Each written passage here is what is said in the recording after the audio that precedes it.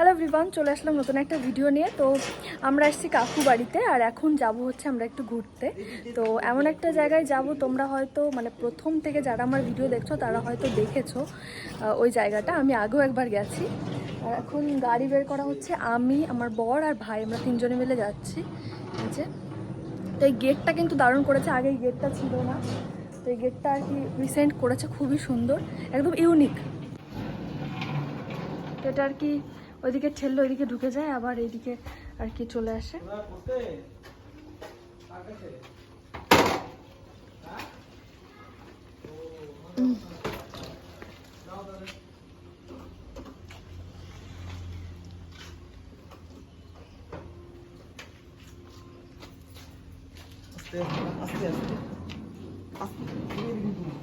এরকম গেট কিন্তু আমি আগে কোথাও দেখিনি। এটা পুরোটা বাইরে আসবে, পুরোটা বাইরে আসবে,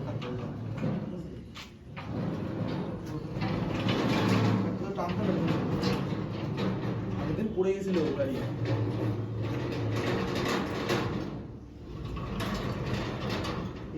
আর এখানে লক সিস্টেম,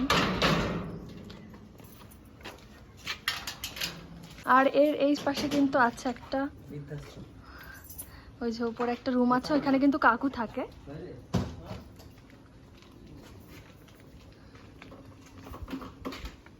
বল আমরা কোথায় যাব?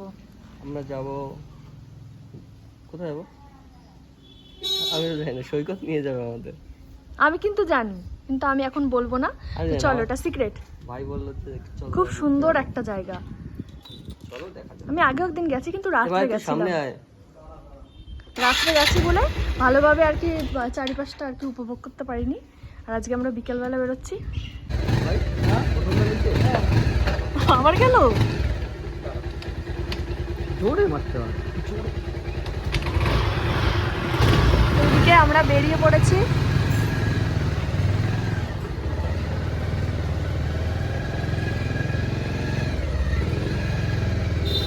ভাই আগে আগে যাচ্ছে, কারণ ভাই রাস্তা চিনিয়ে নিয়ে যাবে। আর আমাকে আগে নিয়ে গেছিল হচ্ছে কাকু আর কাকিমা।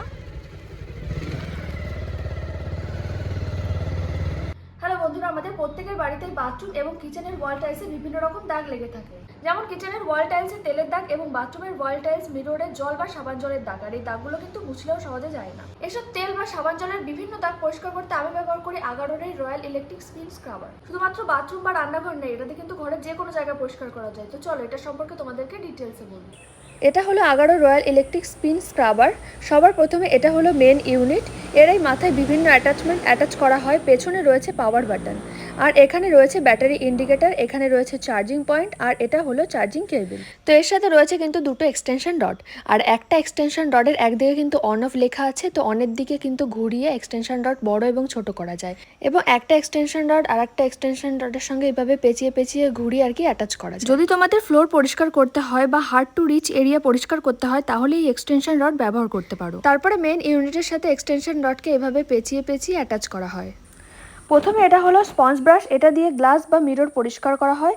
এটা হলো ইমিটেশন উল ব্রাশ, এটা দিয়ে যে কোনো সারফেস পলিশ করা হয়। এটা হলো ক্লথ ব্রাশ, এটা দিয়ে ওয়াটার মপিং করা হয়। এটা হলো ফাইবার ব্রাশ, এটা দিয়ে কুকটপ প্ল্যাটফর্ম এবং স্টোভকে পরিষ্কার করা হয়। এটা হলো লার্জ ব্রিসেল ব্রাশ, এটা দিয়ে টাইলস বা যে কোনো সারফেস পরিষ্কার করা হয়। এটা হলো স্মল ব্রিসেল ব্রাশ, এটা দিয়ে স্মল এরিয়া পরিষ্কার করা হয়, যেমন ধরো ট্যাপস বা সিঙ্ক। এটা হলো পয়েন্টেড ব্রাশ, এটা দিয়ে টাইলসের জয়েন্ট এবং কর্নারগুলো পরিষ্কার করা হয়। এটা হলো ভেলক্রো ব্রাশ হেড, যেটার ওপরে ভেলক্রো যুক্ত অ্যাটাচমেন্ট অ্যাটাচ করা হয়। সবার প্রথমে এই ভেলক্রো অ্যাটাচমেন্ট এই মেন ইউনিটের সাথে অ্যাটাচ করতে হবে। এভাবে ভেলক্রো অ্যাটাচমেন্ট অ্যাটাচ করা হয়, আর এগুলো এইভাবে সহজে ডিটাচও করা যায়। তো এর পেছনে রয়েছে power button, power button press করতেই এটা অন হয়ে যায়, দ্বিতীয়বার প্রেস করতেই এর স্পিড কমে যায়, আর তৃতীয়বার প্রেস করতেই এটা বন্ধ হয়ে যায়। ব্রিসেল সেটগুলোকে ডিরেক্টলি এভাবে অ্যাড করা হয়। চার্জিং কেবল এখানে লাগাতে হয়। এটা 4 ঘন্টায় ফুল চার্জ হয়, আর একবার ফুল চার্জ হয়ে গেলে 90 মিনিট পর্যন্ত চলতে পারে। এটা হলো স্টিক অন হ্যাঙ্গার, যেটার মাধ্যমে এটা যে কোনো জায়গায় ঝুলিয়ে রাখা যায়। তো চলো প্রথমে চলে এসেছি হচ্ছে আমাদের কিচেনে। দেখো আমাদের কিচেনের ওয়াল টাইলসে কিন্তু কত তেলের দাগ, আর এদিকে আমাদের কিচেনের প্ল্যাটফর্মেও কিন্তু কেমন একটা তেল তেলে ভাব, আর ওইদিকে সাদা সাদা হয়ে আছে। টাইলসের জয়েন্টেও কিন্তু নোংরা জমেছে, আর এদিকে ট্যাপটাতে আর ট্যাপটার আশেপাশেও কিন্তু নোংরা জমেছে। তো চলো এক এক করে পরিষ্কার করা যাক। তো প্রথমে আমি কিচেনের ওয়াল টাইলস পরিষ্কার করার জন্য স্মল বিসেল ব্রাশ নিয়ে নিয়েছি, তারপরে একটু লিকুইডও নিয়ে নিয়েছি। দেখতেই পারছো তেলের দাগ কত সহজে আর কি উঠে যাচ্ছে। ডিভাইসটা শুধু ধরে রাখতে হবে, ডিভাইস নিজের সব কাজ করে নেবে। পরিষ্কার হয়ে গেলে যে কোনো একটা কাপড় দিয়ে ওয়ালটা মুছে নিতে হবে। দেখো সব দাগ কিন্তু পরিষ্কার হয়ে গেছে। তো তারপরে কিন্তু আমি স্মল ব্রিসেল ব্রাশ দিয়ে ট্যাপটার আশপাশটা একটু পরিষ্কার করে নেব, আর পরিষ্কার হয়ে গেলে কিন্তু জল দিয়ে ধুয়ে নেব। এবার এই ট্যাপটাকে পরিষ্কার করতে আমি নেব পয়েন্টেড ব্রাশ, এটাতেও 1 ফোঁটা লিকুইড নিয়ে নেব। এবার এভাবে মুভ করব। এর পয়েন্টেড শেপের জন্য এটা কিন্তু হার্ড টু রিচ এরিয়া ভালোভাবে পরিষ্কার করে, আর এটা টাইলসের জয়েন্টও ভালোভাবে পরিষ্কার করে। তো আমি কিন্তু এখানে টাইলসগুলোর জয়েন্টগুলো আর কি ভালো করে পরিষ্কার করে নিচ্ছি। তো এরপরে কিন্তু আমি একবারে কিচেনের প্ল্যাটফর্মকেও পরিষ্কার করে নেব, তার জন্য কিন্তু আমি ব্যবহার করব ফাইবার ব্রাশ। তো এখানে ফাইবার ব্রাশ অ্যাটাচ করে দেওয়ার পরে তারপরে কিন্তু একটু লিকুইডও নিয়ে নিয়েছি, আর এদিকে পরিষ্কার করা কিন্তু শুরু করে দিয়েছি। তো পরিষ্কার হয়ে গেলে কিন্তু আমি জল দিয়ে ধুয়ে নেব আর তারপরে মুছে নেব। তো দেখো কত সুন্দর পরিষ্কার হয়েছে। ফুল ব্রাশটা দিয়ে যে কোনো উডেন সারফেস পলিশ করা যায়। প্রথমে একটু পলিশ লিকুইড নিয়ে নিতে হবে, তারপরে মেশিন অন করে এইভাবে মুভ করতে হবে। দেখো কত সুন্দর চকচক করছে। তো এবার চলে যাব আমরা বেডরুমের বাথরুমে। আর আমার বাথরুমেও কিন্তু প্রচণ্ড আকারে নোংরা পড়েছে, যেহেতু আমাদের জলে প্রচণ্ড আকারে আয়রন। তো দেখতেই পারছো কতটা আর কি নোংরা জমেছে। তো এবার এটা আমি পরিষ্কার করে তোমাদেরকে দেখাবো। বাথরুমের এই ফ্লোরটা পরিষ্কার করার জন্য নিয়েছি লার্জ ব্রিসেল ব্রাশ, আর ব্রাশের ওপরে কিন্তু একটু লিকুইড নিয়ে নিয়েছি, আর কিন্তু এক্সটেনশন রডও অ্যাটাচ করেছি। তো মেশিনটা অন করার সঙ্গে সঙ্গে দেখো আস্তে আস্তে কিন্তু নোংরাগুলো উঠতে শুরু করেছে। তো পরিষ্কার হয়ে গেলে কিছুটা জল ঢেলে নেবো, আর এক্সট্রা জল রিমুভ করতে ব্যবহার করব ক্লথ ব্রাশ। তো দেখো কত সুন্দর পরিষ্কার হয়েছে, একটুও নোংরা দাগ নেই। আমি বাথরুমের মিরর ক্লিন করার জন্য আমি নেব স্পঞ্জ ব্রাশ। এটাতে আমি 1 ফোঁটা লিকুইড নিয়ে নেব। এবার এটা এভাবে মুভ করব। এর এই স্পঞ্জ মিররে কোনো ক্র্যাশ ফেলবে না, বরং মিররের ওপরে জলের যে দাগ রয়েছে সেটা ভালোভাবে পরিষ্কার করব। পরিষ্কার হয়ে গেলে জল দিয়ে ধুয়ে নেব। এবার ব্যবহার করব ক্লথ ব্রাশ, এটা দিয়ে এক্সেস ওয়াটার রিমুভ করব। তো দেখো কত সুন্দর পরিষ্কার হয়েছে। সমস্ত কিছু পরিষ্কার হয়ে গেলে সমস্ত অ্যাটাচমেন্টকে ভালো করে পরিষ্কার করে নিতে হবে, আর এই ভেলকো অ্যাটাচমেন্টগুলোকেও পরিষ্কার করে নিতে হবে। তো আমি এটা অ্যামাজন থেকে নিয়েছি, তোমরাও যদি নিতে চাও আমি ডেসক্রিপশন বক্সে লিঙ্ক দিয়ে দেবো, তোমরা এখান থেকে অর্ডার করে নিতে পারো। এখন কিন্তু 5টা বেজে গেছে, তাও রোদ আছে। 5টার বেশি বাজে।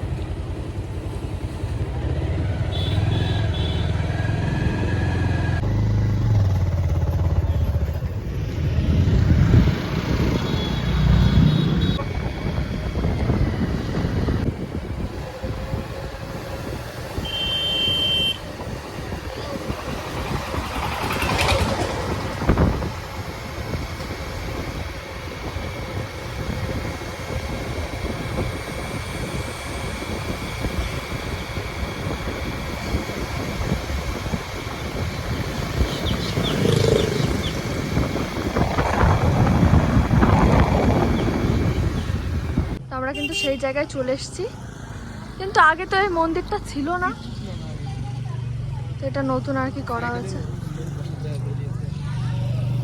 আচ্ছা এখানে বসার জায়গা, আর ওইদিকে নদী।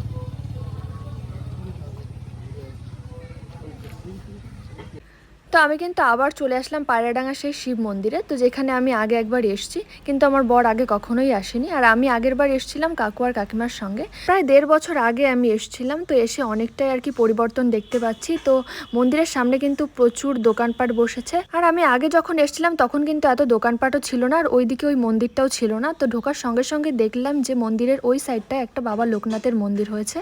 তো দেখো চারিদিকটা কত সুন্দর, চারিদিকে গাছপালা আছে, আর এখন কিন্তু সেরকম একটা ফুল ফোটে। এখন তো ফুলের মরশুম না, তো শীতের দিকে এই ফুলগুলো আর কি ফুটবে।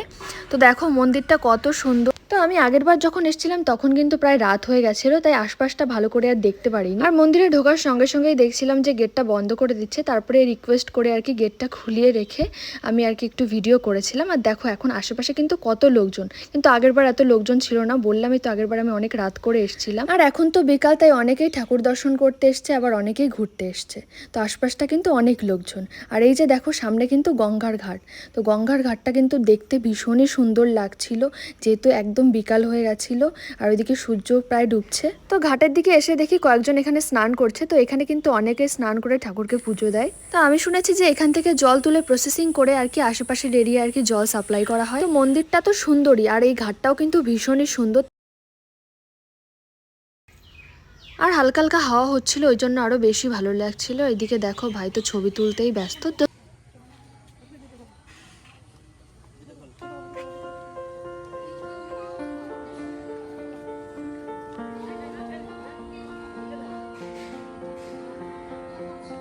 সুজু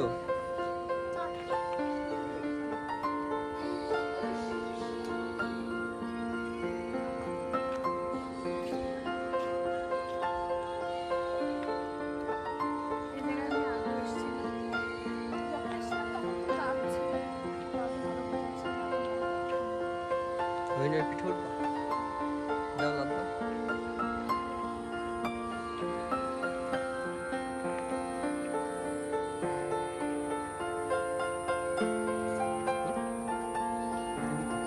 ভুলে না।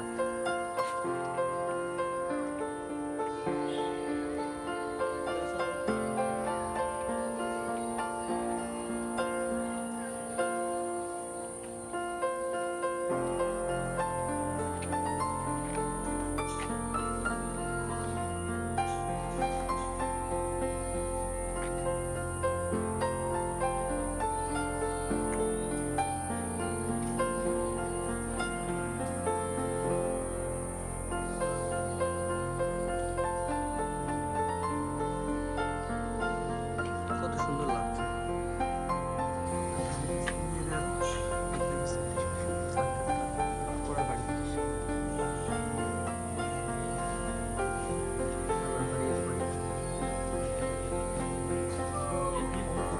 শীতকালে গেলে আরো ভালো লাগে।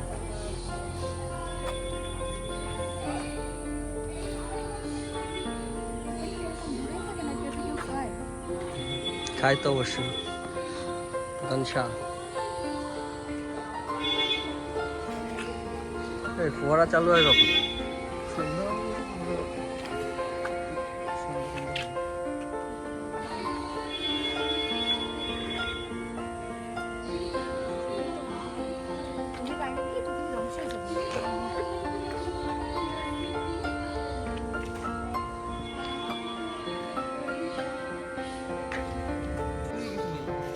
একটা জিরাফ আছে, তুমি দেখতে পাচ্ছ না?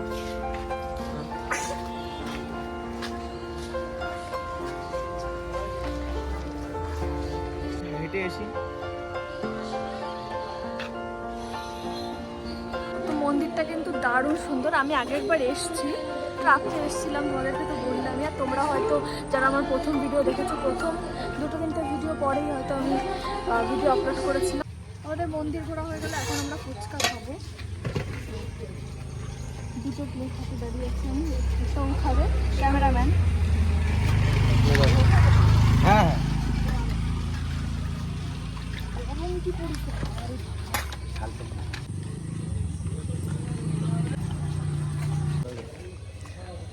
ফুচকা তো খেয়ে নিলাম, এবার আমরা বাড়ির দিকে যাব, মানে আশপাশটা একটু ঘুরে আর কি বাড়ির দিকে যাব, বেশি রাত করা যাবে না। তো ছোটো মা বলেছে তাড়াতাড়ি আর কি বাড়ি ফিরতে। প্লেস আছে অনেক দূর, আর একটা ঘাট আছে তার।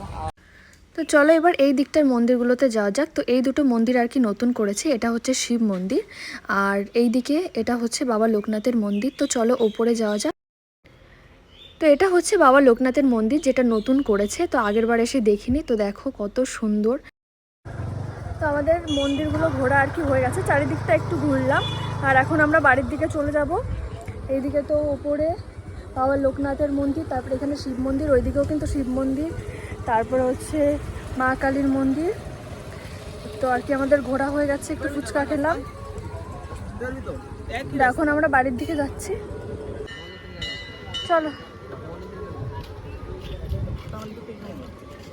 আমরা চলে আসলাম বাড়িতে, আর আসার সময় একটা কোল্ড ড্রিঙ্কস নিয়ে এসেছিলাম। তো আসার পরে যে দিদুনকে দিলাম, আর দিদুনে যে খাচ্ছে বসে বসে। এখন আমি চলে আসলাম রান্নাঘরে, কারণ ছোটো মা একটা স্পেশাল জিনিস আর কি রান্না করছে, মানে চপ বানাচ্ছে। তো এটা হচ্ছে লোটে মাছের চপ। আমি বিয়ের আগে কোনোদিনই লোটে মাছ খাইনি, আর বিয়ের পরেও খাইনি।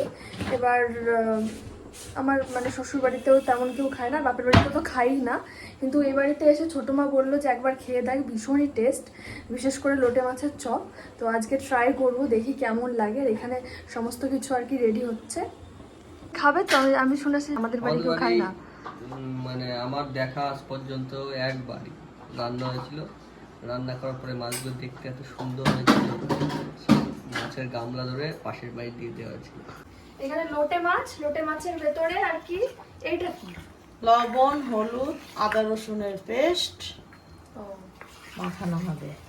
আর এখানে আলাদা করে ব্যাটার তৈরি হচ্ছে, বেসন, চালের গুঁড়ো আর আটা।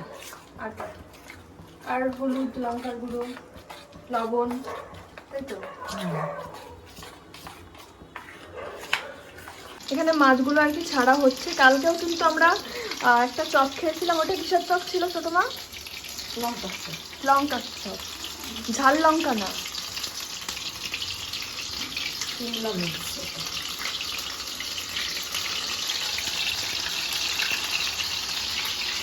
এখানে আমাদের লোটে মাছের চপ কিন্তু চলে এসছে। আর আমি কিন্তু কোনো দিনই টেস্ট করি, মানে কোনো দিনই আর কি খাইনি, আজকে ফার্স্ট টাইম খাবো।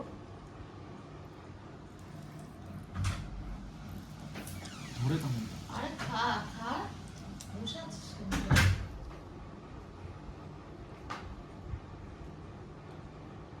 কাটা আছে? কাটা আছে, ওর কাটা নরম কাটা। ভালো, খাও। এবার ঝাঁপিয়ে পড়ো ভাই। তো আজকের ভিডিওটা আমি এখানে শেষ করছি। ভিডিওটা কেমন লাগলো অবশ্যই কমেন্ট করে জানিও।